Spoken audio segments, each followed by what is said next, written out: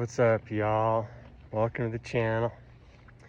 So I've got another propane education video for you. Got to make sure that you wear your proper safety gear. I usually only use one glove, you know, like Michael Jackson style. Anyway, we got a call from a guy that could smell propane, and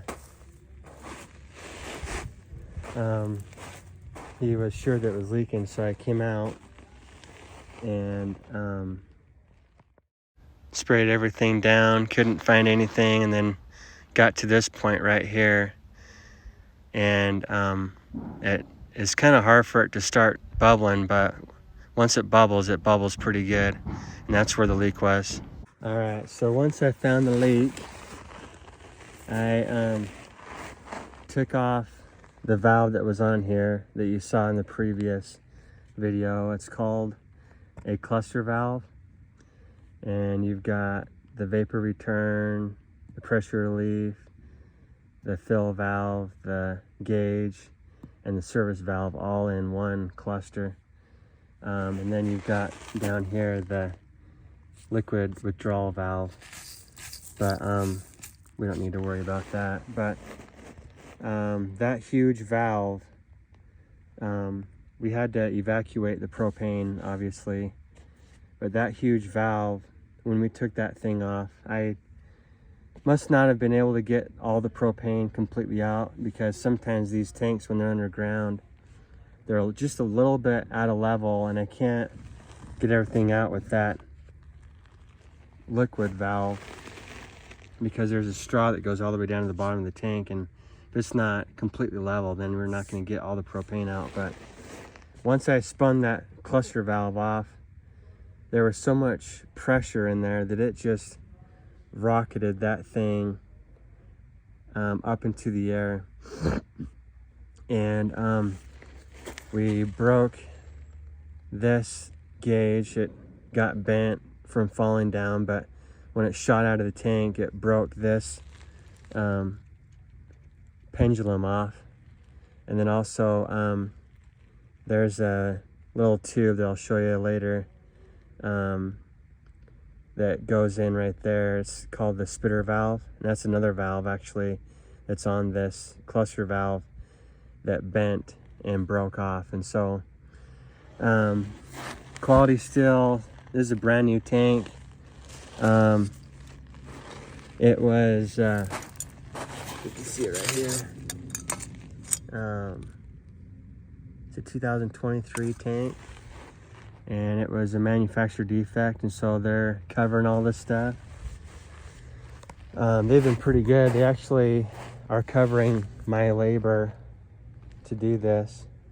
So here's the new valve, or the new gauge. It has this pendulum that broke off inside the tank. I don't even know how the heck I'm gonna get that out. I'll probably just end up leaving it in there. But here's the dip tube.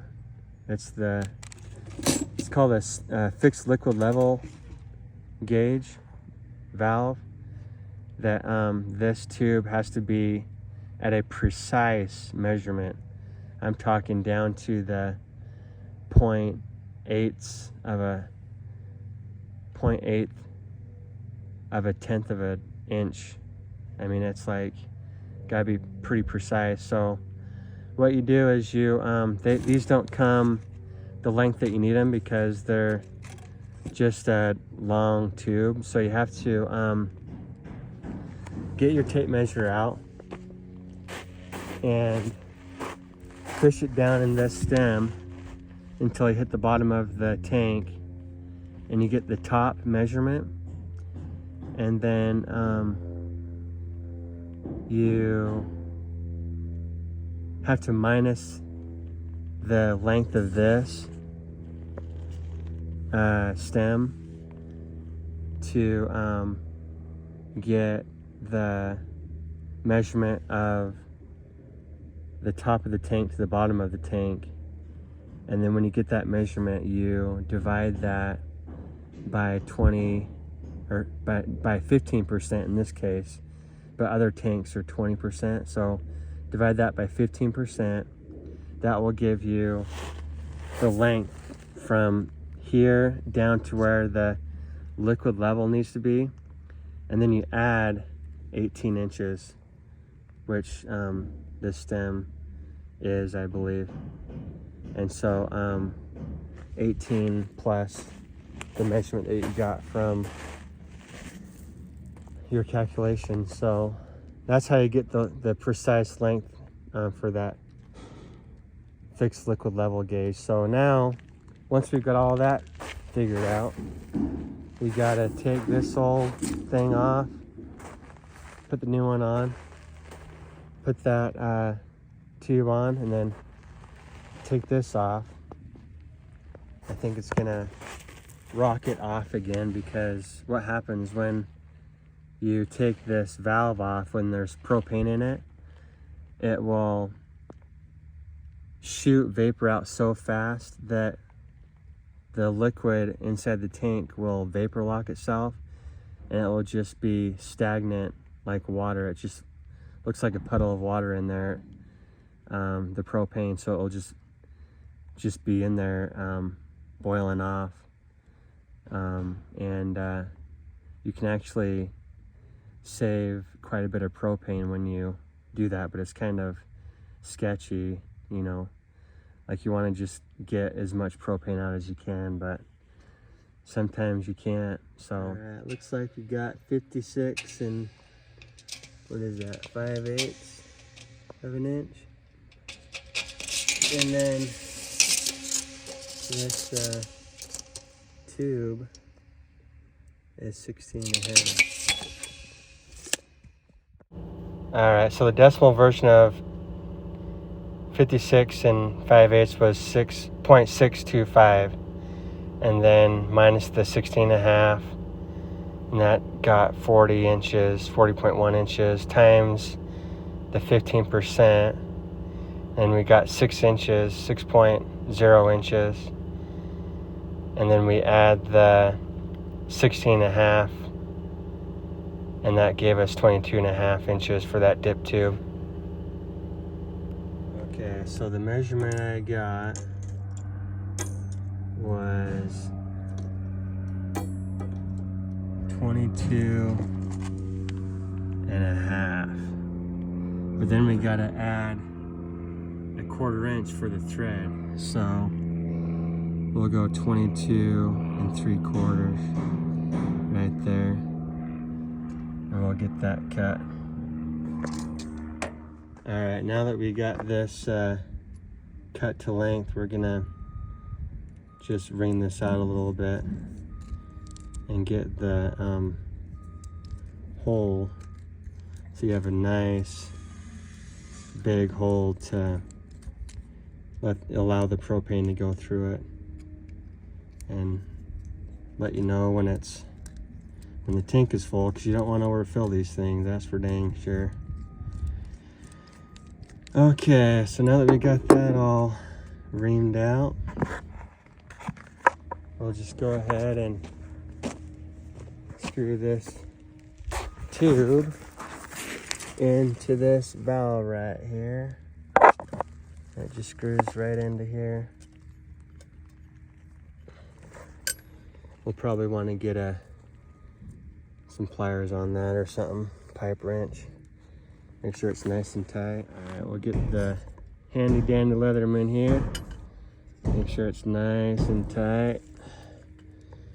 We don't want that to fall in the tank. That wouldn't be good. Make sure that's nice and tight. And now on to the gauge. We'll just unscrew these screws here. Set the camera up right here. Unscrew these screws for the gauge real quick.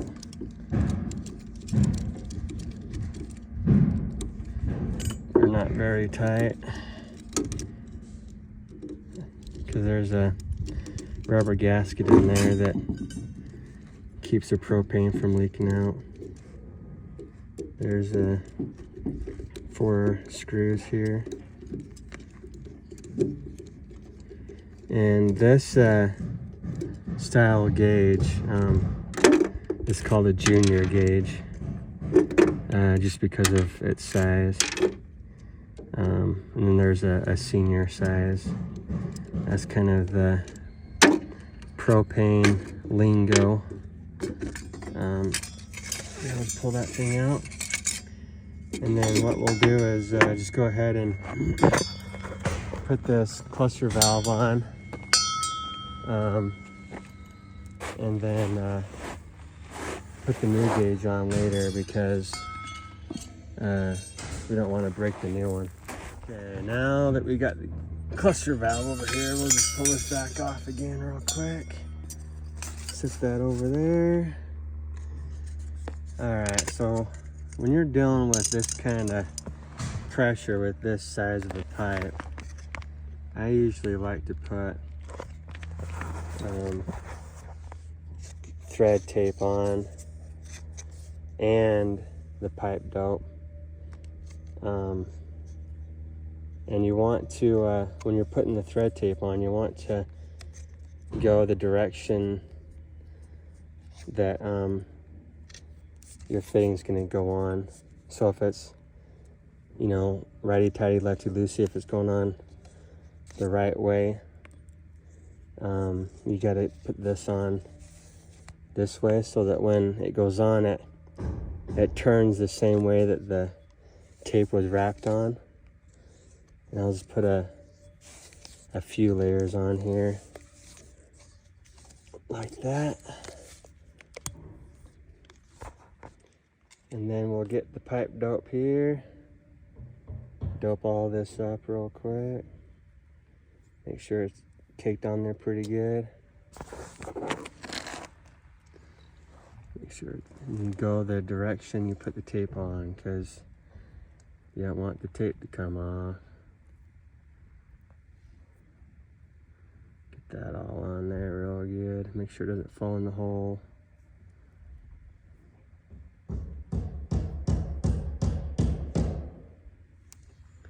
Cake it on there real good. Whoops. Need a camera guy.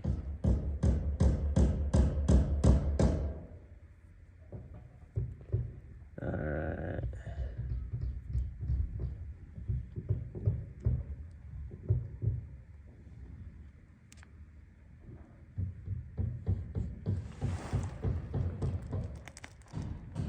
Okay. Now I think we're ready to put that cluster valve on. Make sure it's clean.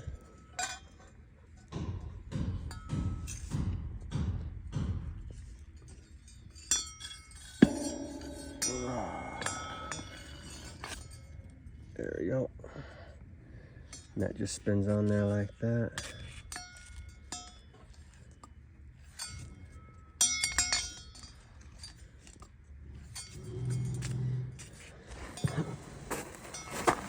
And now we get our special tool out. Got a breaker bar on it.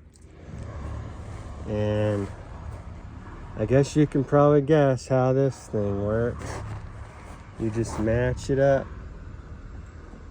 Nope, doesn't go that way. Doesn't go that way. There we go. Goes on like that. And you just spin it on. Walk around in circles if you need to.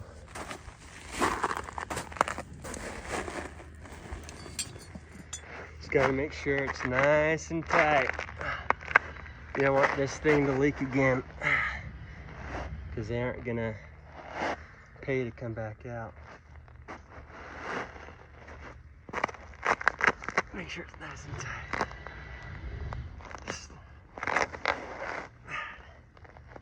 Alright. Okay, now we'll get the gauge. All right. So these gauges, there's only one way that they can go on. See that notch right there? There's only one way they can go on. So when you're putting these cluster valves on, you don't want to get it too tight to where you can't spin it anymore, because you got to figure out where this thing is going to start going up and down, and compared to where this thing goes. So what we'll do is see where that notch is. So the notch is like this. See, I have to turn it just a little bit more because it's gonna, this pendulum is gonna go down and hit the side of the tank, and we can't have that. So we want to make sure that it goes this way, because you've got this liquid withdrawal valve that has a pipe that goes down to the bottom of the tank, because you don't want it to go this way because it will hit that pipe. And so I think our best bet is going this way, and we'll just turn that just a little bit more. Get our wrench on there again. Turn this baby over. Ain't that straight?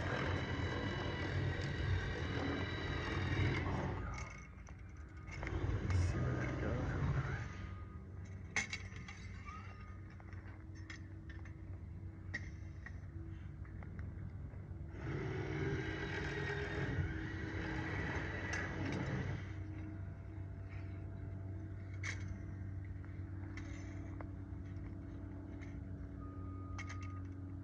Okay. Looks like we've got it where it needs to be.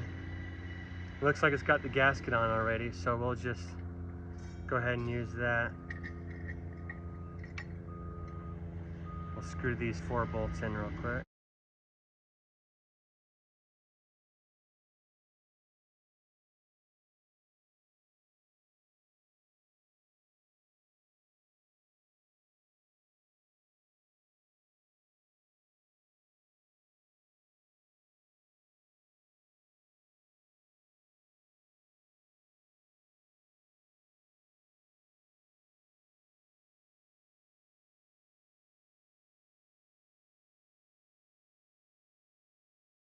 So